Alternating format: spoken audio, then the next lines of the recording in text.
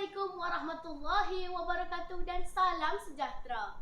Yang terlena sedar-sedarkan, yang tersedar dengar-dengarkan, yang terdengar fikir-fikirkan. Hai kawan-kawan, mesti kawan-kawan tertanya-tanyakan cerita apa yang saya akan sampaikan. Pada hari ini, saya ada satu kisah yang nak dikongsi dengan kawan-kawan. Tajuk cerita saya pada hari ini ialah Maafkan Ayah. Maafkan ayah, Amar. Maafkan ayah. Ayah sangat mengesan. Rinting Cik Zaki dalam tangisan. Beliau amat mengesan dengan perbuatannya selama ini. Hanya kerana inginkan kemewahan, beliau sanggup mengambil jalan yang singkat. Encik Zaki amat mengesan dengan perbuatannya selama ini.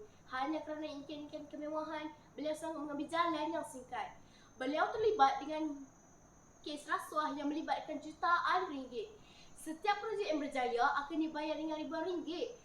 Tiada sesiapa yang memasanya. Semuanya terjadi dengan kerelaannya sendiri. Godaan duit terlalu besar untuk dihindari. Kawan-kawan sekalian, begitulah cerita yang bertajuk Maafkan Ayah yang akan saya sampaikan pada hari ini. Amar merupakan seorang murid yang sangat ceria.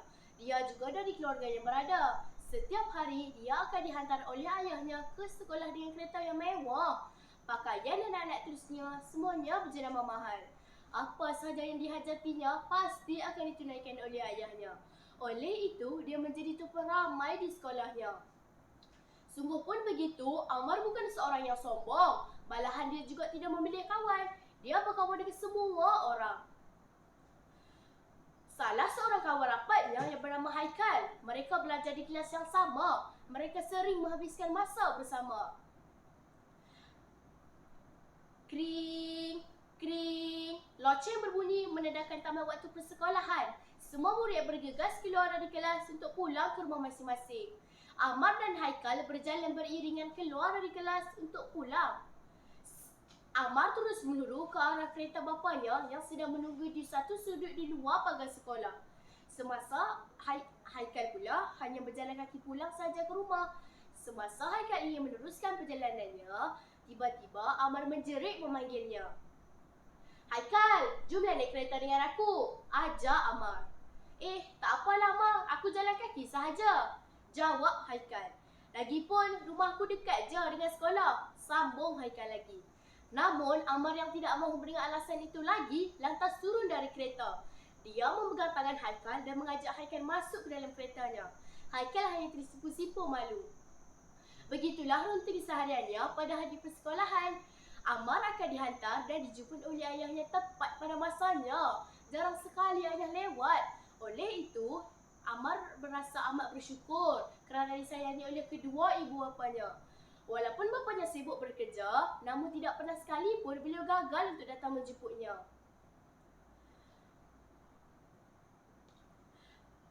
Namun seperti kata pepatah, pusaka akan panas hingga ke petang, rupanya hujan di tengah hari. Kawan-kawan, nak tahu apa yang terjadi kepada keluarga Amar? Mari kita dengar sambungannya lagi. Pada satu hari, seperti kebiasaan apabila bunyi sahaja loceng menandakan tamat waktu persekolahan, semua murid bergegas keluar dari kelas untuk pulang ke rumah masing-masing. Amar bergegas keluar dari kelas untuk pulang. Hatinya berbunga-bunga kegembiraan. Pada hari ini, ayahnya sudah berjanji untuk membawanya ke suatu tempat bagi menyambut hari lahirnya. Amar, hari lahir Amar tahun ni, ayah ada kejutan istimewa untuk Amar tau, kata Encik Zaki kepada Amar. Wah, kejutan istimewa, seronoknya. Tak sabar Amar nak tunggu, ucap Amar sambil mencium ayahnya dengan mesra. Ibunya yang hanya mendengar perbualan dua beranak itu tersenyum manis. Amar sememangnya lebih rapat dan manja dengan ayah berbanding ibunya. Masa terus berlalu. Amar melihat jam yang dipakainya. Jam menunjukkan pukul 2 petang. Namun, ayahnya masih belum kelihatan. Di mana ayah ni? Sampai sekarang pun tak sampai-sampai lagi, rungut Amar. Mungkin ayah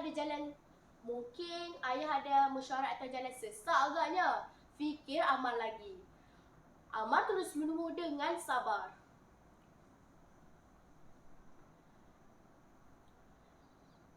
Selang beberapa minit, sebuah kenderaan berhenti di hadapan Amar. Maka keluarlah pemilik kenderaan tersebut. Cikgu, sapa Amar apabila melihat kelibat guru kelasnya itu?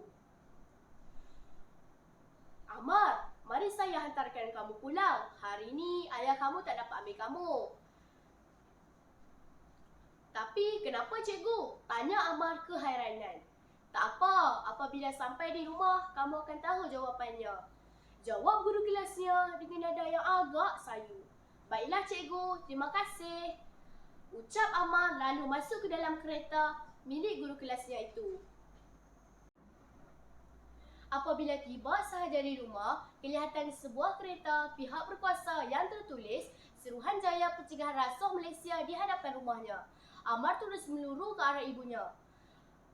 Ibu, kenapa ni ibu? Mengapa ibu menangis? Mengapa ayah tak datang jemput Amar? Soal Amar bertalu-talu. Kelihatan sosok tubuh seseorang lelaki yang tangannya digari. Amar terkejut melihat keadaan ayahnya sedemikian. Amar terus meluru mendapatkan ayahnya lalu memeluk ayahnya dengan erat. Ayah, kenapa dengan ayah? Tanya Amar sambil menangis. Lepaskan ayah saya, Encik, pinta Amar.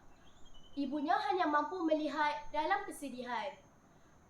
Maafkan ayah, Amar. Akhirnya, ayah Amar telah ditahan oleh Suruhanjaya Pencegahan Rasuah Malaysia. Selepas diperjayai terlibat dengan kes rasuah dan pecah amanah. Begitulah seperti kata pepatah, sesal dahulu pendapatan, sesal kemudian tidak berguna. Sejak kejadian itu, kehidupan Amar sekeluarga berubah. Amar yang dahulunya seorang murid yang ceria, kini lebih suka menyendiri. Begitulah kesudahan cerita Maafkan Ayah. Pengajaran daripada cerita ini ialah hendaklah kita menghindari daripada kes rasuah kerana kesannya yang amat parah kepada diri, keluarga, masyarakat dan negara. Sekian, terima kasih. Jumpa lagi kawan-kawan.